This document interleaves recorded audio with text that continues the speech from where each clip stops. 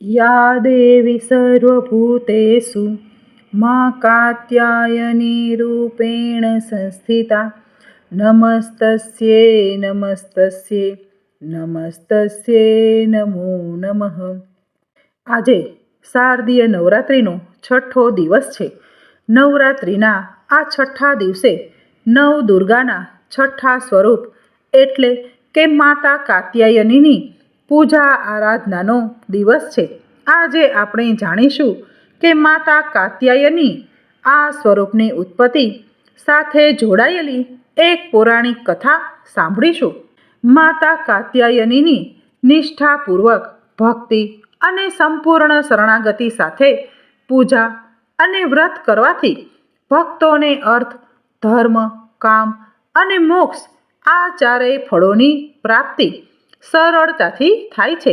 આ ઉપરાંત રોગ, શોક, સંતાપ અને ભયનો નાશ થાય છે.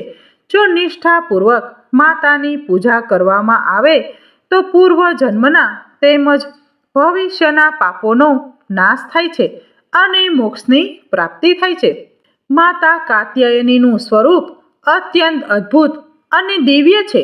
તેમનો વર્ણ સુવર્ણ અને તેજસ્વી છે. તેઓ સિંહ પર સવાર હોય છે. માતા કાત્યાયનીના 4 હાથ છે, જેમાં ડાબા હાથમાં ચંદ્રહાસ નામની તલવાર અને બીજા હાથમાં કમળ છે. જમણા હાથમાં વરદ મુદ્રા અને અભય મુદ્રા છે. તેમના મસ્તક પર અર્ધચંદ્ર શોભે છે. માતા કાત્યાયનીની ઉત્પત્તિ કેવી રીતે થઈ તે આપણે જાણીશું. આદ્ય શક્તિ માતા ભગવતીએ કાત્યાયન ઋષિની પુત્રીના રૂપમાં ધરતી પર જન્મ લીધો હતો. ઋષિ કાત્યાયને ઘોર તપસ્યા કરીને માતા ભગવતીને પ્રસન્ન કર્યા હતા. તેમની ઈચ્છા હતી કે માતા ભગવતી તેમના ઘરે પુત્રી રૂપે જન્મ લે. આથી ઋષિની ઈચ્છા અને તપસ્યાના ફળ સ્વરૂપે માતા ભગવતીએ તેમને પોતાના દિવ્ય સ્વરૂપના દર્શન આપ્યા અને પછી વૈદ્યનાથ નામના સ્થળે તેમના ઘરે પુત્રી રૂપે પ્રગટ થયા. કાત્યાયન ઋષિની પુત્રી હોવાને કારણે તેમનું નામ કાત્યાયની પડ્યું હતું. માતા કાત્યાયનીની નિર્ભયતા અને સાહસની દેવી તરીકે પૂજાય છે. એક પૌરાણિક કથા અનુસાર કત નામના પ્રસિદ્ધ ઋષિ હતા.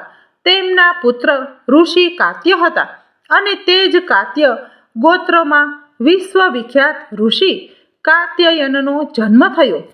ઋષિ કાત્યાયનની ઈચ્છા હતી કે માતા ભગવતી તેમના ઘરે પુત્રી રૂપે જન્મ લે.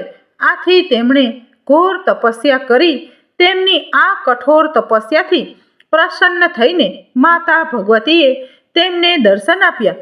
ઋષિ કાત્યાયને માતાને પોતાની સમક્ષ જોઈ પ્રાર્થના કરી કે હે જગદંબે, મારી એકમાત્ર ઈચ્છા એ છે કે તમે મારા ઘરે પુત્રી રૂપે જન્મ લો અને હું તમારી સેવા કરી શકું. આ ઈચ્છાને સ્વીકારીને માતાએ તથાસ્તુ કહ્યું અને તેમના આશ્રમમાં પુત્રી રૂપે જન્મ લીધો. આથી તેમને કાત્યાયની કહેવામાં આવે છે. જ્યારે માતાનો જન્મ થયો ત્યારે મહિષાસુર નામના રાક્ષસનો અત્યાચાર ખૂબ વધી ગયો હતો. અસુરોએ ધરતીની સાથે સ્વર્ગમાં પણ દેવતાઓને હરાવીને તેમને કષ્ટ આપ્યું હતું. ત્રિદેવના તેજપુંજમાંથી પ્રગટ થયેલી દેવીએ ઋષિ કાત્યાયનના ઘરે અશ્વિન માસના કૃષ્ણ પક્ષની ચતુર્દશીના દિવસે જન્મ લીધો. ઋષિ કાત્યાયને 3 દિવસ સુધી માતાનું પૂજન કર્યું અને 10મી તિથિના દિવસે માતા દુર્ગાએ મહિષાસુરનો વધ કર્યો. આ ઉપરાંત શુંભ નિશુંભ નામના અસુરોએ સ્વર્ગલોક પર હુમલો કરીને ઇન્દ્રનું સિંહાસન છીનવી લીધું હતું અને 9 ગ્રહોને બંધક બનાવ્યા હતા. અસુરોએ અગ્નિદેવ અને વાયુદેવનું બળ પણ પોતાના અધીન કર્યું હતું. બધા દેવતાઓને અપમાનિત કરીને અસુરોએ તેમને કાઢી મૂક્યા હતા.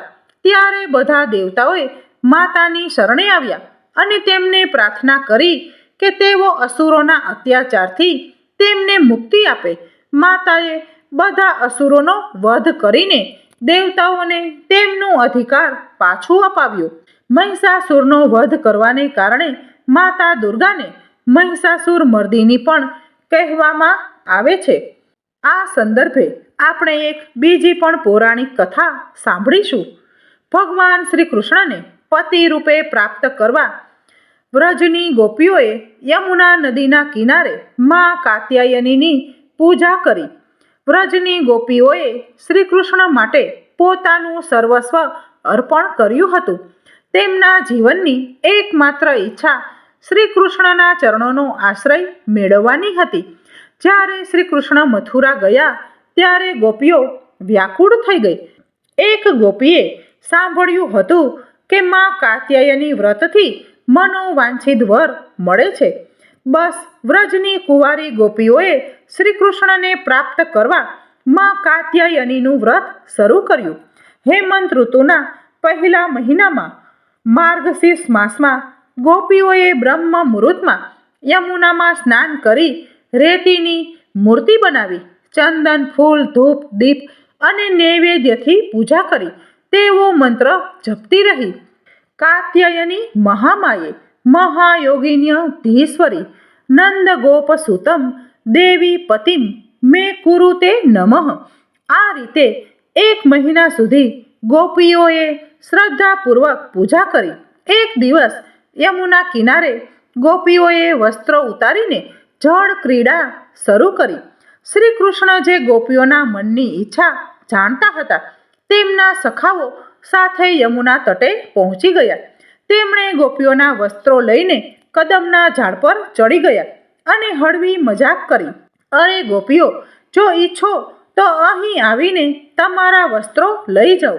ગોપીઓ શરમાઈ પણ શ્રી કૃષ્ણની મજાકથી તેમનું હૃદય પ્રેમથી ભરાઈ ગયું. ઠંડીથી કંપતી ગોપીઓએ શ્રી કૃષ્ણને વસ્ત્રો આપવાની વિનંતી કરી. શ્રી કૃષ્ણે હસતા હસતા કહ્યું કે વસ્ત્ર વિના સ્નાનથી યમુના અને વરુણદેવનું અપમાન થયું છે, તેથી હાથ જોડીને પ્રણામ કરો. ગોપીઓએ આમ કર્યું અને શ્રી કૃષ્ણે તેમના વસ્ત્રો પરત કર્યા. શ્રી કૃષ્ણે ગોપીઓના પ્રેમથી પ્રસન્ન થઈને કહ્યું, તમારું વ્રત સફળ થયું છે. શરદ ઋતુની રાત્રિઓમાં તમે મારી સાથે વિહાર કરશો. આમ ગોપીઓની મનોકામના પૂર્ણ થઈ.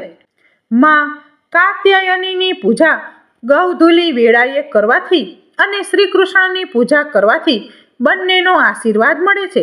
જેના મનમાં જેવી કામના હોય, માં કાત્યાયની અને શ્રી કૃષ્ણની કૃપાથી તે પૂર્ણ થાય છે. આ કથા માત્ર ઐતિહાસિક નથી, પરંતુ આજના કળિયુગમાં પણ પ્રસ્તુત છે.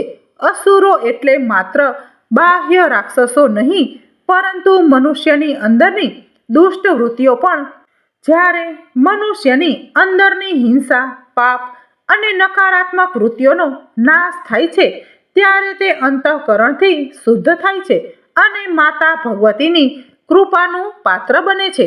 આથી નવરાત્રિના 6થા દિવસે માતા કાત્યાયનીના સ્વરૂપનું ધ્યાન અને પૂજન કરવાથી વ્યક્તિની અંદરની નકારાત્મકતાનો નાશ થાય છે અને સકારાત્મક ઉર્જાનો વિકાસ થાય છે. જે વ્યક્તિ માતાના ચરણ કમળમાં પોતાનું ધ્યાન સ્થિર કરે છે, તેને સરળતાથી દિવ્ય પદની પ્રાપ્તિ થાય છે. જન્મ જન્માંતરના પાપોથી મુક્ત થઈને તે પરમ પદનો અધિકારી બને છે. માતા કાત્યાયની નકારાત્મક શક્તિઓનો નાશ કરનારી દેવી છે. તેમનું આ સ્વરૂપ અત્યંત ભવ્ય, સુંદર અને દિવ્ય છે. તેમના સ્મરણ માત્રથી જન્મો જન્મના બંધનોથી મુક્તિ મળે છે. આ હતી નવરાત્રિના 6થા દિવસે માતા કાત્યાયનીની સંપૂર્ણ કથા. આ કથાને અહીં વિરામ આપીએ છીએ. આવતીકાલે અમે તમને નવરાત્રિના 7મા દિવસની કથા સાથે મળીશું. જો તમે હજી સુધી ચેનલને સબસ્ક્રાઈબ નથી કરી તો જલ્દીથી ચેનલને સબસ્ક્રાઈબ કરી નોટિફિકેશન ઓન કરી દેજો, જેથી કથાની માહિતી આપ સુધી તુરંત પહોંચે.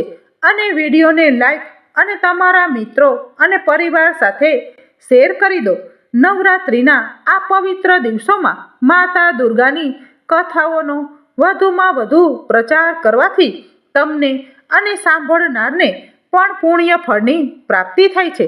અમે પ્રાર્થના કરીએ છીએ કે માતા ભગવતી તમને શુદ્ધ ભક્તિ અને પરમ આધ્યાત્મિક લોકનું ગંતવ્ય પ્રદાન કરે. બોલો માનવ દુર્ગા માત કી જય.